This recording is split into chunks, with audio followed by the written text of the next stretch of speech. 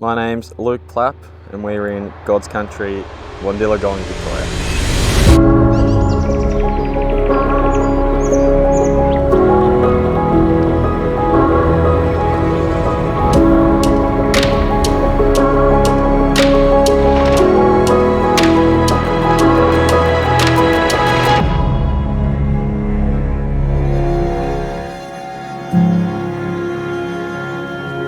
Right, take me to your place. Let's go camping.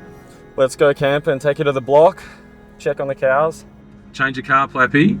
New car for you this year. Yeah, got the Cannon now. Swapped it over from the tank from the last couple of years, which, the Cannon's been awesome for transporting all the bikes up and getting everything up here from Melbourne, and it's been awesome to have the ute. I've always wanted a ute when you live in Australia, and it's good to finally have one.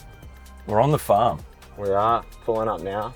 How do you feel when you pull up here?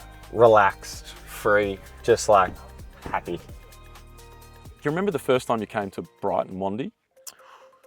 Ooh, I reckon first time I came to Wandi was with Mum and Dad. We probably went to the pub for a meal years and years ago, be over 10 years. The first time I came to this block was 2021, just after I signed my first contract. Came looking for a place and fell in love with here and loved it ever since. Compared to Bright, there's a lot more hustle and bustle. You come out here, doesn't matter if the tour of Bright's on, the rod run, any big events Bright's got, you come out here, no matter what, it's peaceful, it's quiet, and you got some space around you. And you got cattle. Yep, full So Highland tell us cows. the story about that behind those. I always loved Highland cows. Why? I just think they're beautiful little animals, for no Little? other reason than just for pets.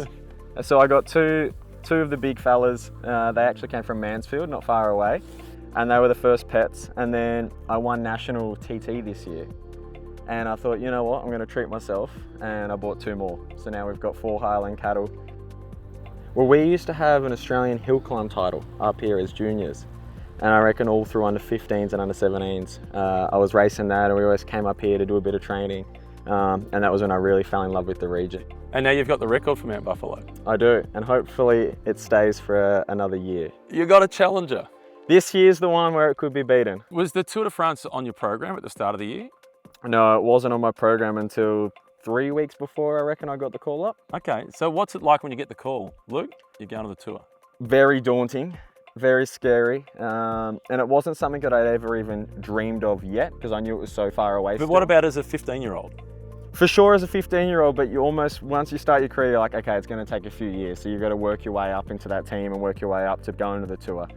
But I almost didn't have time to get nervous. I had 3 weeks before the race started, so I just had to get straight back into training and try being the best form I can be for the race. It was a whirlwind of a race. It's not the most enjoyable race. It is a circus, it is crazy, but it is special to see how big the race is, and I don't think you realise the media attention it gets and How the media different did it commitments you feel? have to do. Completely different. To doing the Volta my first year, which is a lot more laid back, to doing the Giro where the passion of the fans is just the love of the sport is there, and then the tour, it's just, that's the media of the world. That's that race decides the whole year how it goes for your team. So what are the ambitions then for next year? See how we go in the Aussie summer. Obviously that's something that I love, and I've had a Aussie jersey ever since I've turned pro. So I would want to make sure I've still got an Australian jersey next year in some form. And if I can't win the road race, make sure it's in the team.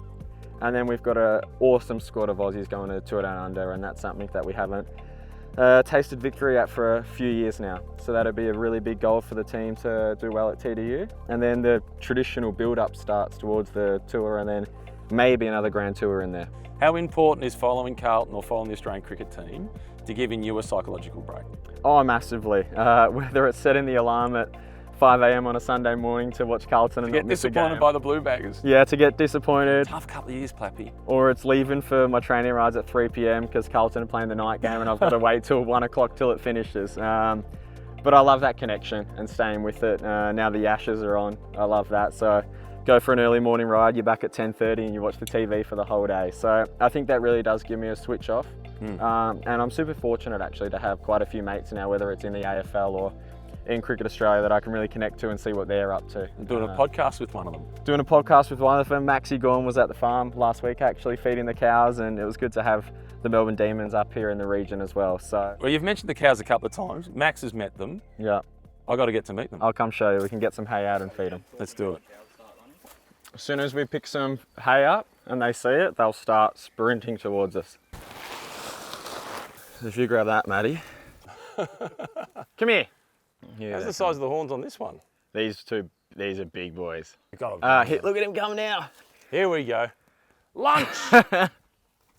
Oh, into a canter. Here he comes.